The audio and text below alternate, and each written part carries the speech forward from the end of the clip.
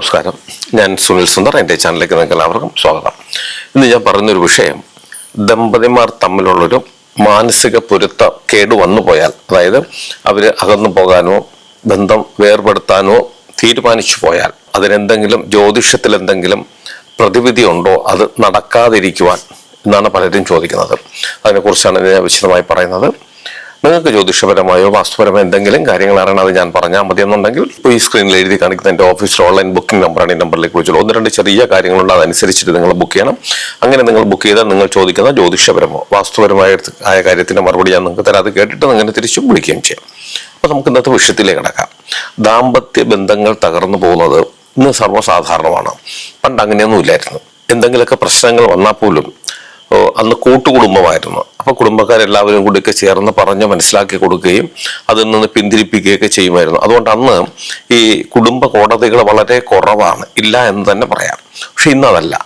ഇന്ന് കുടുംബ ബന്ധങ്ങൾക്ക് വളരെ പ്രാധാന്യം കുറഞ്ഞിരിക്കുന്നു.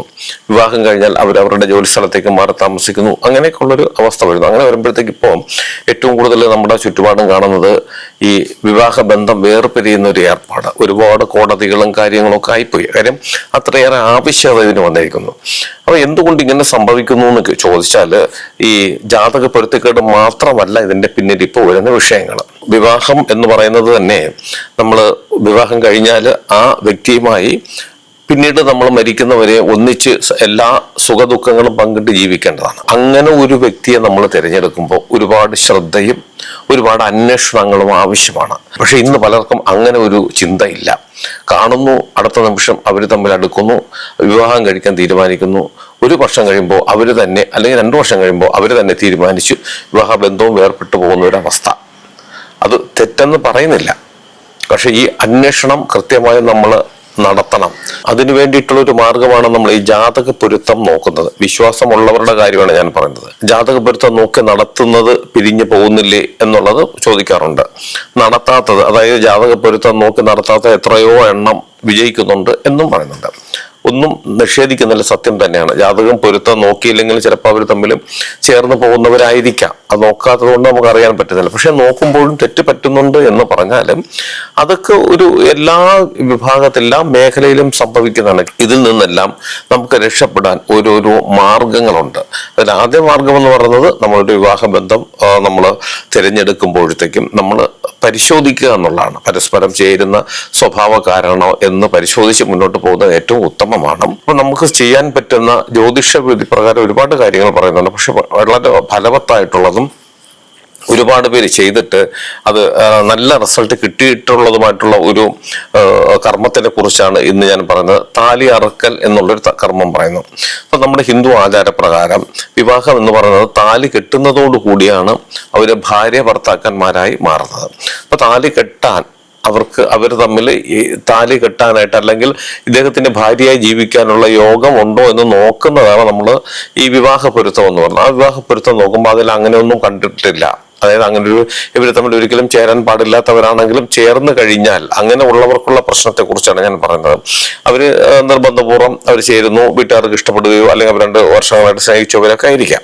അപ്പൊ അങ്ങനെ വരുമ്പോൾ ആദ്യം തന്നെ ഇങ്ങനെ പൊരുത്തമില്ലാത്ത ജാതകങ്ങൾ ഒരുപാട് അങ്ങനെ നടക്കാറുണ്ട്. അപ്പോൾ അവർക്ക് പൊരുത്തമില്ലാത്തവരാണെങ്കിലും ആ മണ്ഡപത്തിൽ തന്നെ, അതായത് പൂജാ സമയത്തിന് നമ്മൾ ചെയ്യേണ്ടുന്ന ചില കാര്യങ്ങളുണ്ട്. അതൊക്കെ ചെയ്തു പോയാലും ഒരു പരിധിവരെ നമുക്ക് രക്ഷപ്പെടാൻ സാധിക്കും. പക്ഷെ അതൊന്നും സംഭവിച്ചിട്ടില്ല. താലി കെട്ടിക്കഴിഞ്ഞു, അതായത് താലി കെട്ടാനുള്ള, അവർ തമ്മിൽ താലി കെട്ടാനുള്ള ഒരു യോഗമില്ലെങ്കിൽ പോലും ചിലവർ അതൊന്നും നോക്കാതെ അവർ താലി കെട്ടും. അങ്ങനെയൊക്കെ വരുന്നവരാണ് കൂടുതലും പിരിഞ്ഞു പോകുന്നത്. പിന്നീട് കുറെ നാൾ കഴിയുമ്പോൾ അവർ പിരിഞ്ഞു പോകുന്നുണ്ട്. അങ്ങനെ ഉള്ളവർക്ക് വേണ്ടിയിട്ടാണ് ഈ താലി അറക്കൽ കർമ്മം എന്ന് പറയുന്ന ഒരു കർമ്മം നമ്മുടെ ജ്യോതിഷത്തിൽ പറയുന്നുണ്ട്.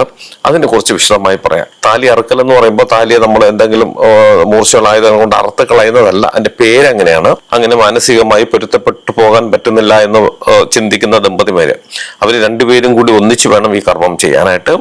അതൊരു തിങ്കളാഴ്ച ദിവസമാണ് ഈ കർമ്മം ചെയ്യേണ്ടത്. അത് സൂര്യൻ ഉദിച്ചു വരുന്ന സമയത്തിന്. സൂര്യൻ ഉദിച്ചു വന്നു കഴിഞ്ഞാൽ നമ്മുടെ നിഴല് നമ്മുടെ പുറകിലേക്ക് പോകുന്ന അതായത് സൂര്യഭഗവാനെ കിഴക്ക് നമ്മൾ നോക്കി നിൽക്കുമ്പോൾ നമ്മുടെ നിഴൽ പുറകിലേക്ക് വരുന്ന ഒരു സമയമുണ്ട്. ആ സമയത്തിന് വേണം, രാവിലെയാണ് ഇത് കർമ്മം ചെയ്യേണ്ടത്. അപ്പൊ നമ്മൾ സൂര്യഭഗവാനെ നോക്കി നിൽക്കുക, കിഴക്ക് നോക്കി നിൽക്കുക. നമ്മുടെ പുറകില്, ഈ പുരുഷന്റെ പുറകില് ഒരു തുമ്പല നമ്മൾ ഇടണം. തുമ്പല എന്ന് വെച്ചാൽ വാഴയില, ആ തുമ്പ് ഭാഗം തൂശനില എന്ന് പറയും മുറിച്ചത്.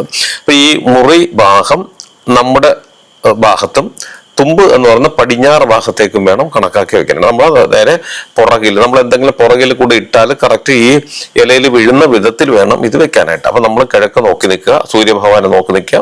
നമ്മുടെ പുറകില് ആ ഇലയുടെ തുമ്പ് പടിഞ്ഞാറ് വരുന്ന വിധത്തിലേക്ക് ഇല ഇട്ട് വെക്കുക. അത് മറ്റാർക്കെങ്കിലും ചെയ്തു കൊടുക്കാം.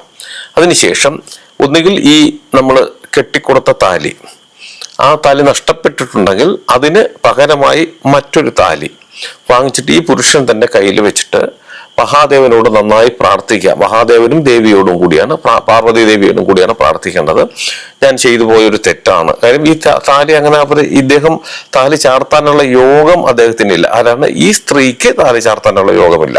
അങ്ങനെ യോഗമില്ലാതെ താലി ചാർത്തുന്നത് കൊണ്ടാണ് അവർ പിന്നെ ജീവിതത്തിൽ നന്നായി മുന്നോട്ട് പോകാൻ അവർക്ക് സാധിക്കാത്തത്. അവർക്ക് ജീവിക്കാൻ ആഗ്രഹമുണ്ട്, പക്ഷെ പല കാരണങ്ങളാൽ പറ്റുന്നില്ല.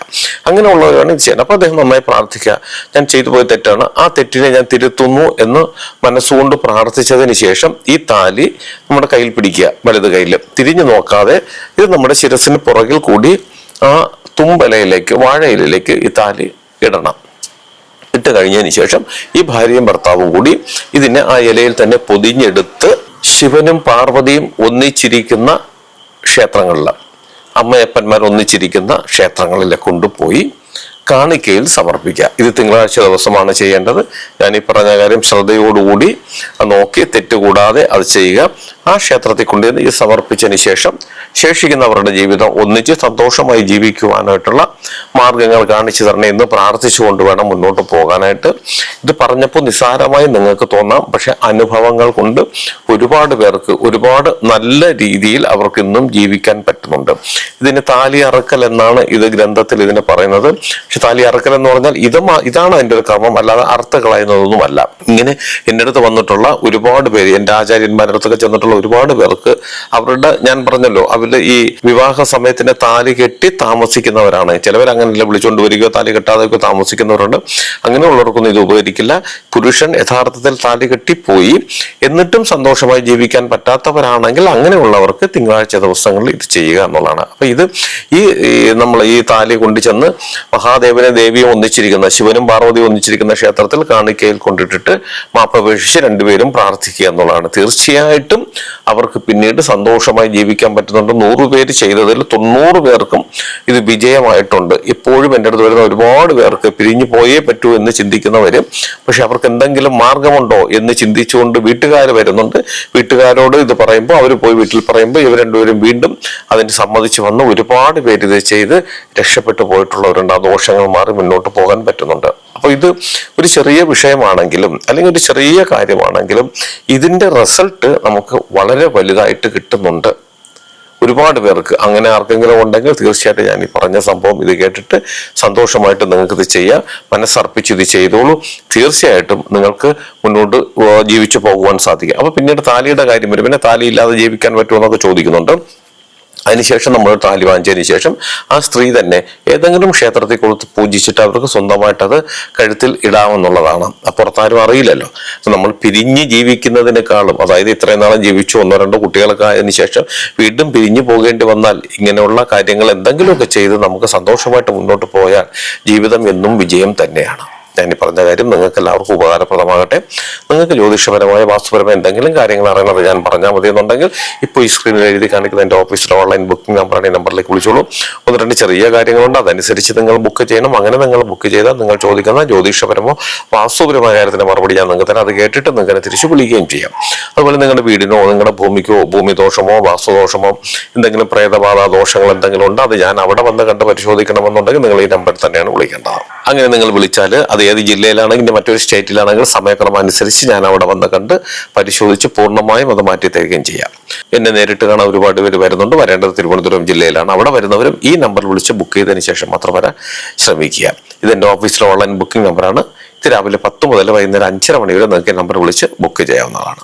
നിങ്ങൾ എൻ്റെ ചാനൽ സ്ഥിരമായിട്ടൊന്ന് കാണണം, സബ്സ്ക്രൈബ് ചെയ്യണം. എനിക്ക് വേണ്ടുന്ന എല്ലാവിധ പ്രോത്സാഹനങ്ങൾ തരികയും വേണം. നിങ്ങൾക്ക് നിങ്ങളുടെ കുടുംബത്തിലെ ഓരോ അംഗത്തിനും എല്ലാവിധ ഐശ്വര്യങ്ങളും സന്തോഷവും സമാധാനവും ദീർഘായുസ്സും ഈശ്വരൻ തരട്ടെ എന്ന് ആത്മാർത്ഥമായി പ്രാർത്ഥിച്ചുകൊണ്ട് തൽക്കാലം നിർത്തുന്നു. അടുത്ത ഒരു വീഡിയോയുമേ കാണുന്നവരെല്ലാവർക്കും നന്ദി, നമസ്കാരം.